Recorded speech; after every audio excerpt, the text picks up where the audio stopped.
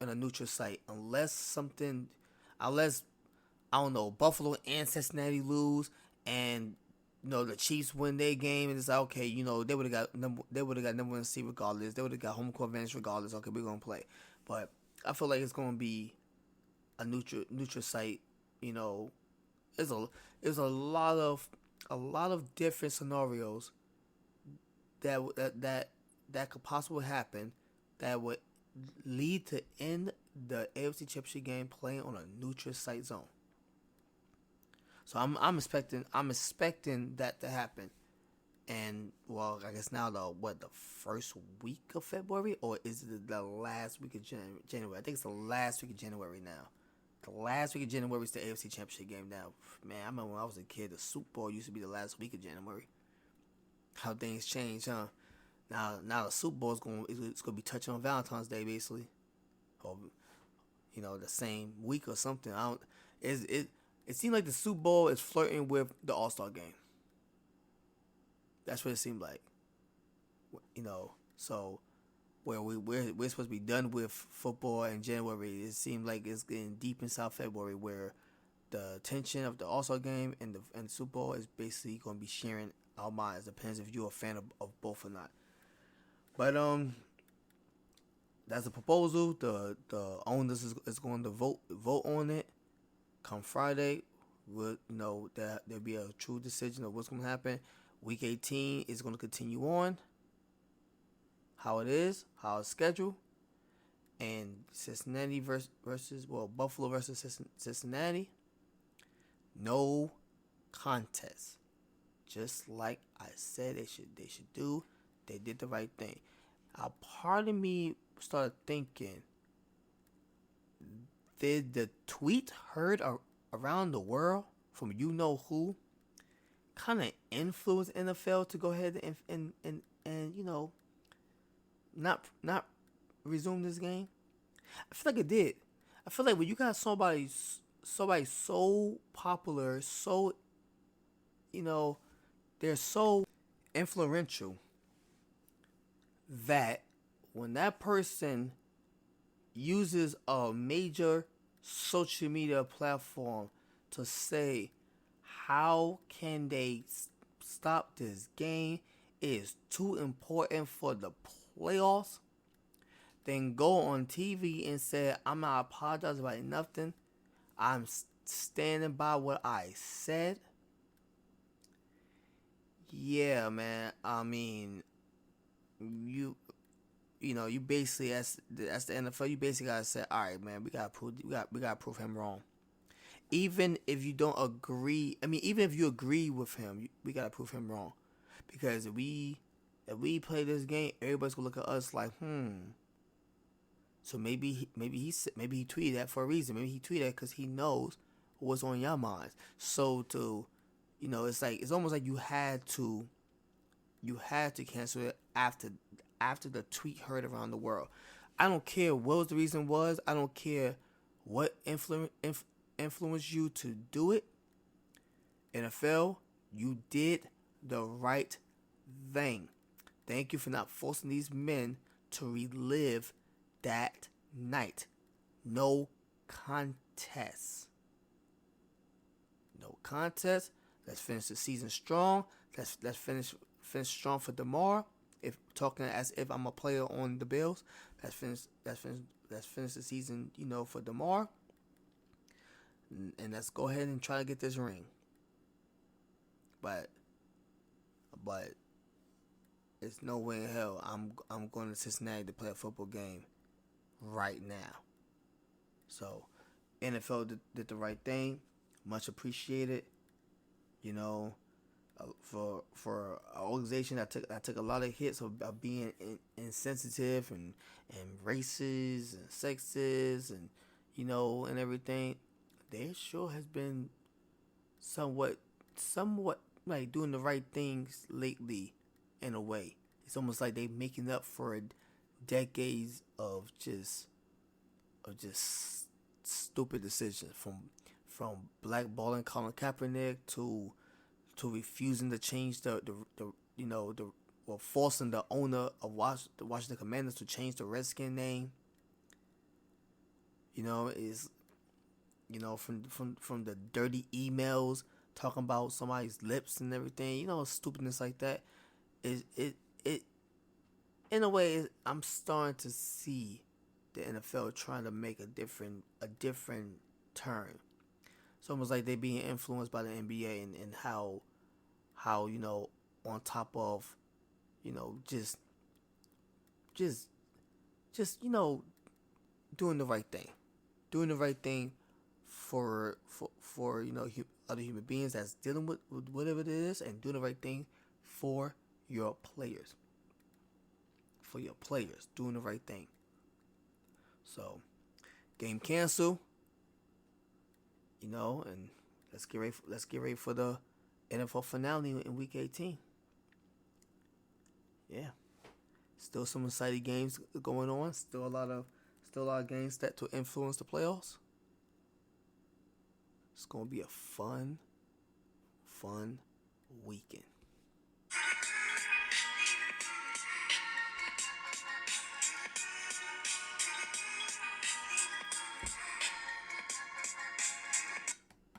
So earlier there, a little, not really a transition, more like I mentioned the NBA, but then really transition back to the NBA. Not quite yet. I still had a lot to say about Damar Hamlin and the decision of the NFL. But before I get out of here, let's discuss a little bit what's going on in the All-Star voting.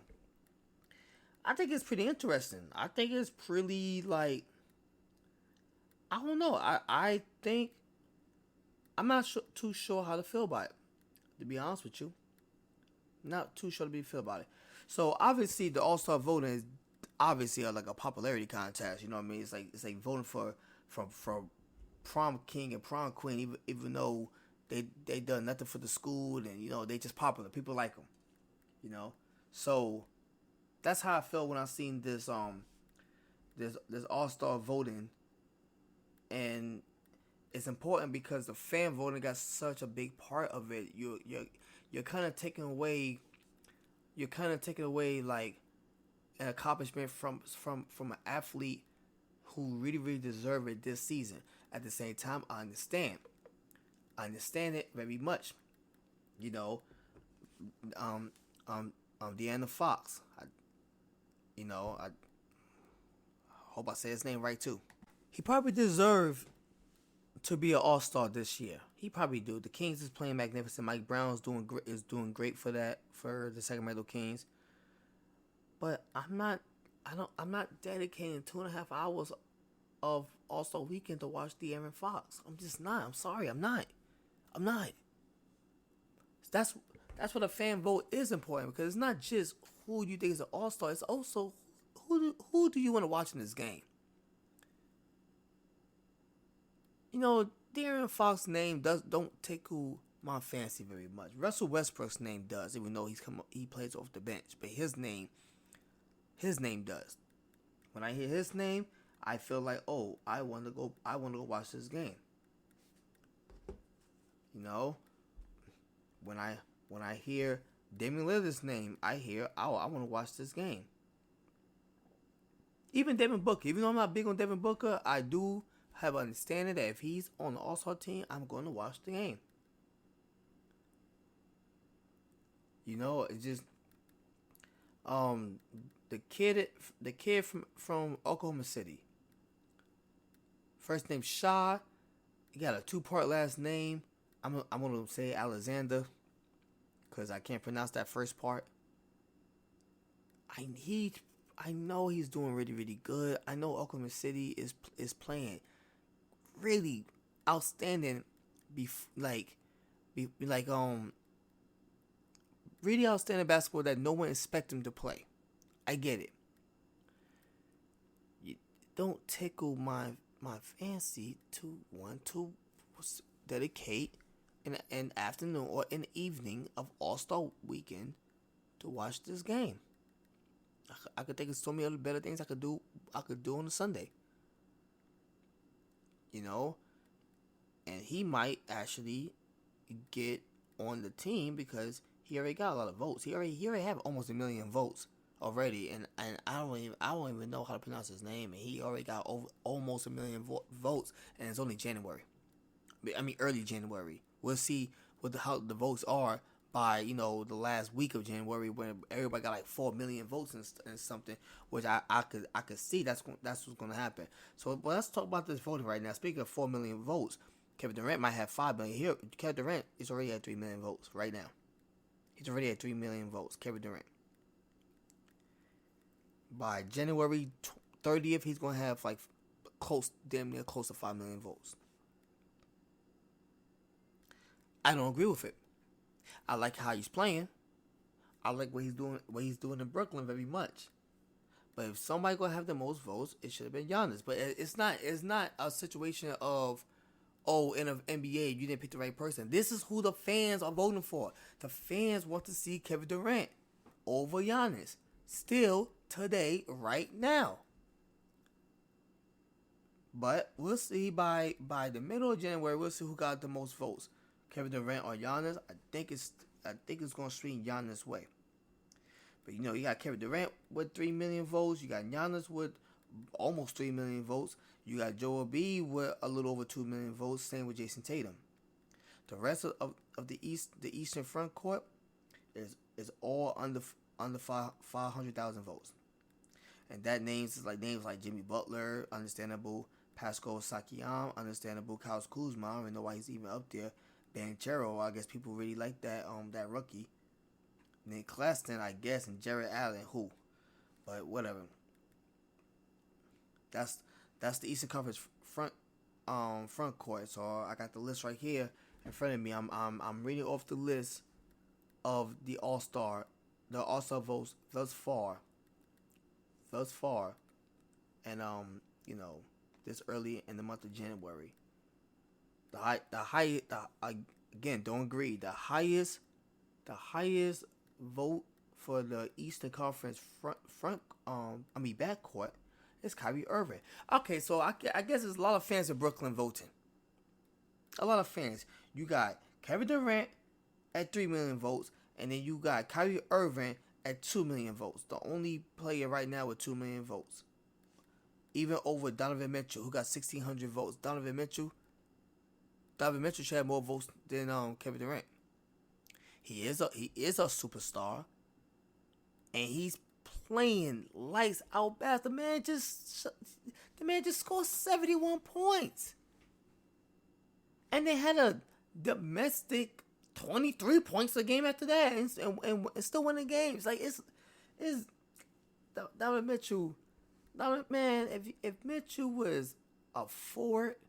If he was about 6'9", 6'10", and didn't play in Cleveland, if he played for like, I don't know, trying to think of a big market team. If he played on the Clippers, and he's about 6'10", doing what he's doing, people will be talking about him as MVP. But because he's a point guard and he plays in godforsaken Cleveland, I'm not saying the city's godforsaken, never been. But that city gets forgotten about more time than I'm used to seeing a city get forgotten about. Starting from the 90s when the owner sold the football team, LeBron James and the decision. It's like this team just gets so disrespected. Like it's crazy. It's crazy. So if he didn't play in Cleveland and he wasn't a small point guard that's a slasher, he'll be an MVP candidate, but he's not. That candidate is tall and long ass Giannis, and tall and long ass Jokic, and tall and long ass Kevin Durant probably.